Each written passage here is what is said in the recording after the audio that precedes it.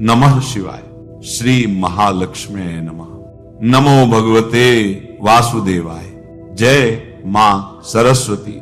जय श्री कृष्ण। राधे राधे। सनातन धर्म में पूर्णिमा का दिन बहुत ही पवित्र और खास माना जाता है। इस दिन गंगा स्नान करना, दान पुण्य करना और व्रत रखकर भगवान सत्यनारायण की पूजा करना बेहद शुभ फल देने वाला माना गया है। चैत्र पूर्णिमा का महत्व और भी बढ़ जाता है, क्योंकि इसी दिन से पवित्र वैशाख स्नान की शुरुआत होती है। साथ ही इस दिन भक्तगण भगवान हनुमान जी की जयंती भी बड़े श्रद्धा भाव से मनाते हैं। हालांकि अलग अलग स्थानों पर हनुमान जयंती मनाने की तिथि में अंतर देखने को मिलता है। कहीं इसे कार्तिक मास के कृष्ण पक्ष की चतुर्दशी को मनाया जाता है, तो कहीं चैत्र पूर्णिमा के दिन। लेकिन चाहे तिथि कोई भी हो, भगवान हनुमान जी की भक्ति और आशीर्वाद हर दिन समान रूप से फलदायी माने जाते हैं।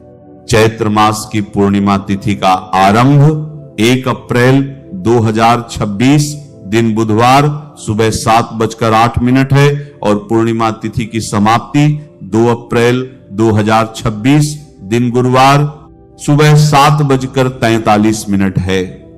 जो भी 32 पूर्णमासी का व्रत धारण करते हैं, वे सभी भक्तजन चंद्रोदय व्यापनी के अनुसार 1 अप्रैल 2026 दिन बुधवार को व्रत धारण करेंगे और भगवान सत्यनारायण का पूजन करेंगे। और जो भी गंगा स्नान, दान पुण्य का कार्य करने वाले हैं, साथ ही हनुमान जयंती मनाने वाले हैं, वे सभी 2 अप्रैल 2026 दिन गुरुवार को गंगा स्नान, दान पुण्य का कार्य करेंगे। हनुमान जयंती 2 अप्रैल को है, तो इस दिन हनुमान जी का जन्मोत्सव मनाएं।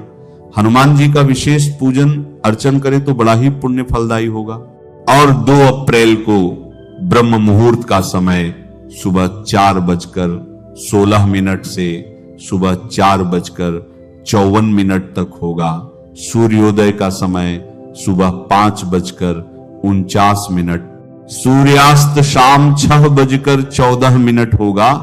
1 अप्रैल को राहु काल दोपहर 12:02 से दोपहर 2:35 तक होगा। प्रातः काल पूजा का शुभ मुहूर्त 1 और 2 अप्रैल को सुबह 6:11 से सुबह 7:45 तक होगा। शाम को पूजा का शुभ मुहूर्त शाम 5:06 से शाम 6:39 तक होगा। इसके बाद फिर 1 अप्रैल को रात्रि 8:06 से रात्रि 9:52 तक होगा। नक्षत्र 1 अप्रैल को उत्तरा फाल्गुनी होगा, शाम 4:17 तक। उसके बाद हस्त नक्षत्र होगा। योग वृद्धि योग दोपहर 2:51 तक। उसके बाद ध्रुव योग होगा। 1 अप्रैल को रवि योग बन रहा है, जो सुबह 6:11 से शाम 4:17 तक होगा। और 1 अप्रैल को सर्वार्थ सिद्धि योग भी बन रहा है, जो शाम 4:17 से शुरू होकर अगले दिन सुबह 6:10 तक होगा, जो बड़ा ही अच्छा संयोग बन रहा है।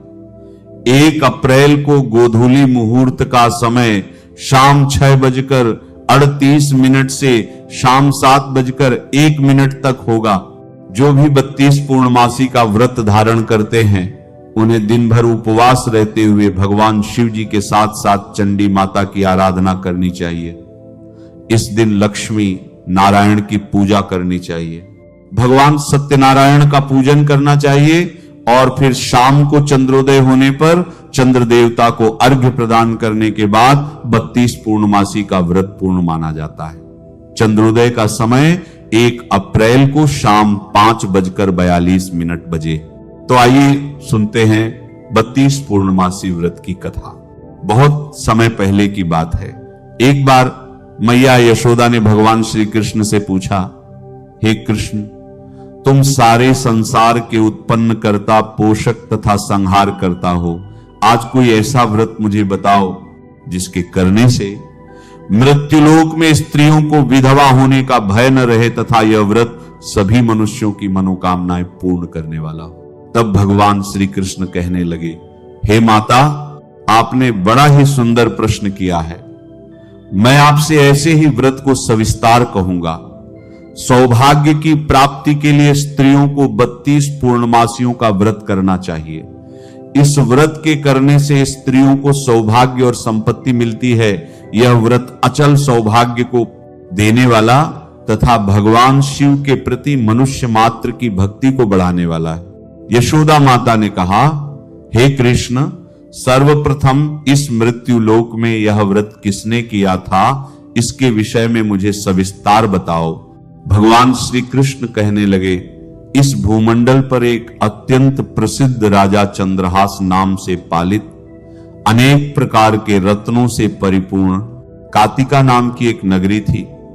वहां पर धनेश्वर नाम का एक ब्राह्मण रहता था और उसकी स्त्री अति सुशीला रूपवती थी।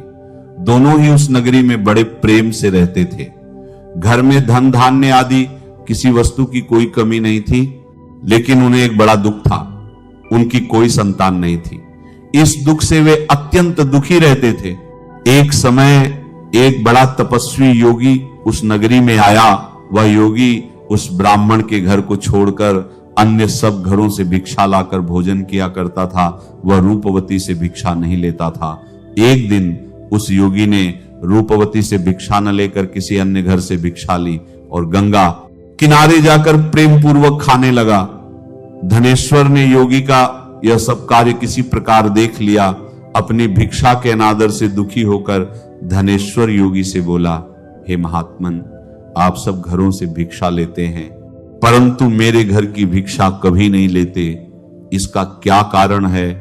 योगी ने कहा, निसंतान के घर की भीख पतितों के अन्न के तुल्य होती है, और जो पतितों का अन्न खाता है वह भी पतित हो जाता है। तुम निसंतान हो, इसलिए पतित हो जाने के भय से मैं तुम्हारे घर की भिक्षा नहीं लेता। धनेश्वर यह बात सुनकर मन में बहुत दुखी हुआ और हाथ जोड़कर योगी के पैरों में गिर पड़ा तथा अंतर्भाव से कहने लगा, हे महाराज, यदि ऐसा है तो आप मुझे पुत्र प्राप्ति का उपाय बताइए। आप सर्वज्ञ हैं, मुझ पर कृपा कीजिए। धन की मेरे घर में कोई कमी नहीं, परंतु पुत्र न होने के कारण मैं अत्यंत दुखी हूं। आप मेरे इस दुख का हरण कीजिए। यह सुनकर योगी ने कहा, हे ब्राह्मण, तुम चंडी की आराधना करो। धनेश्वर घर आकर अपनी स्त्री से सब वृत्तांत कहकर स्वयं तप के निमित्त वन में चला गया। वन में जाकर उसने चंडी देवी की उपासना और उपवास किया। चंडी ने 16वें दिन उसे स्वप्न में दर्शन देकर कहा, हे धनेश्वर, तेरा पुत्र होगा, परंतु वह 16 वर्ष की आयु में ही मृत्यु को प्राप्त हो जाएगा। यदि तुम दोनों पति पत्नी 32 पूर्णमासियों का व्रत विधि पूर्वक करो तो वह दीर्घायु होगा। जितनी सामर्थ्य हो, आटे के दीपक बनाकर शिव जी का पूजन करना। प्रातःकाल इस स्थान के समीप ही तुम्हें एक आम का वृक्ष दिखाई देगा। उस पर चढ़कर एक फल तोड़ो और शीघ्र अपने घर चले जाओ। अपनी स्त्री से सब वृत्तांत कहना, तो स्नान के पश्चात वह स्वच्छ होकर भगवान शंकर जी का ध्यान करके उस फल को खा लेगी। तब शंकर भगवान की कृपा से उसे गर्भ हो जाएगा। प्रातः उठकर धनेश्वर ने उस स्थान के पास ही एक आम का वृक्ष देखा, जिस पर एक अत्यंत सुंदर फल लगा था। उसने फल तोड़ने का प्रयत्न किया, परंतु वृक्ष पर नहीं चढ़ पाया। तब वह विघ्न विनाशक भगवान श्री गणेश जी की वंदना करने लगा। गणेश जी की कृपा से वह वृक्ष पर चढ़ गया और उसने वह फल तोड़ लिया। उस फल को अपनी स्त्री को दे दिया। रूपवती ने वह फल खा लिया और गर्भवती हो गई। देवी जी की असीम कृपा से उसे एक अत्यंत सुंदर पुत्र उत्पन्न हुआ, जिसका नाम उन्होंने देवीदास रखा। वह बालक शुक्ल पक्ष के चंद्रमा की भांति बढ़ने लगा। दुर्गा जी की आज्ञा के अनुसार उसकी माता ने 32 पूर्णमासी का व्रत रखना प्रारंभ कर दिया, ताकि उसका पुत्र दीर्घायु हो जाए। 16वां वर्ष लगते ही देवीदास के माता पिता को बड़ी चिंता हुई। उन्होंने देवीदास के मामा को बुलवाया और कहा, हमारी इच्छा है कि देवीदास 1 वर्ष काशी जाकर विद्या अध्ययन करे। तुम उसके साथ चले जाना और 1 वर्ष बाद वापस लौट आना। उन्होंने देवीदास को घोड़े पर बैठाकर मामा के साथ काशी भेज दिया। कुछ समय बाद एक दिन वे दोनों मामा भांजा मार्ग में रात्रि बिताने के लिए किसी ग्राम में ठहरे। उस दिन उस गांव में एक ब्राह्मण की अत्यंत सुंदर, सुशील, विदुषी और गुणवती कन्या का विवाह था। जिस धर्मशाला में वर और बारात ठहरी थी, उसी में देवीदास और उसके मामा भी ठहरे हुए थे। लग्न के समय वर को धनुष्वात अपशकुन हो गया।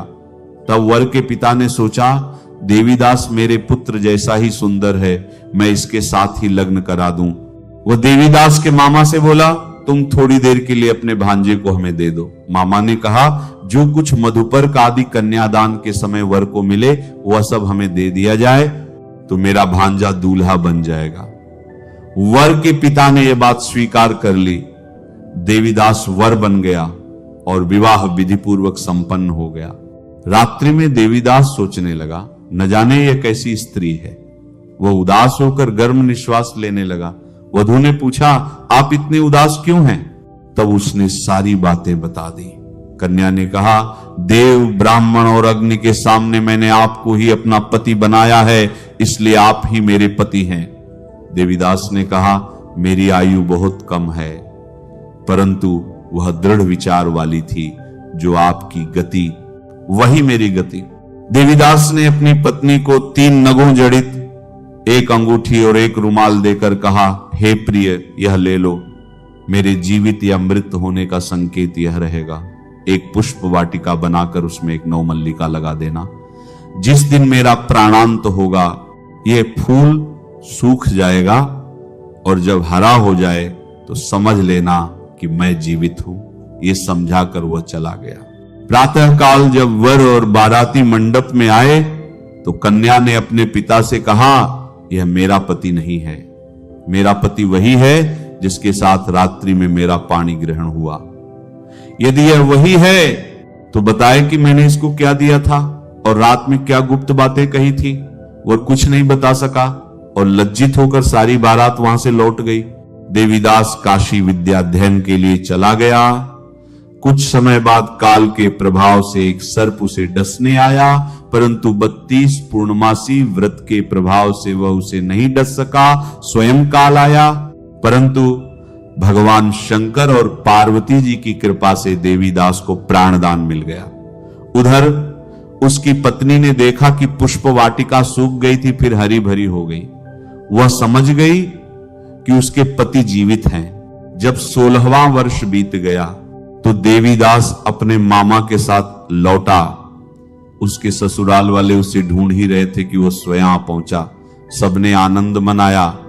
कुछ दिन बाद देवीदास अपनी पत्नी और मामा के साथ घर लौटा। माता पिता ने उन्हें देखकर आंखों से प्रेम अश्रु बहाए। धनेश्वर ने बड़ा उत्सव किया और ब्राह्मणों को दान दक्षिणा देकर संतुष्ट किया। भगवान श्री कृष्ण ने कहा, इस प्रकार धनेश्वर 32 पूर्णमासियों के व्रत के प्रभाव से पुत्रवान हो गया।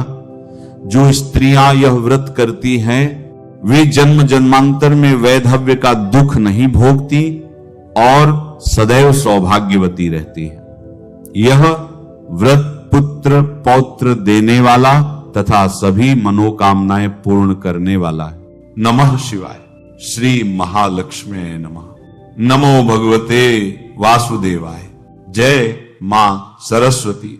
जय श्री कृष्ण। राधे राधे।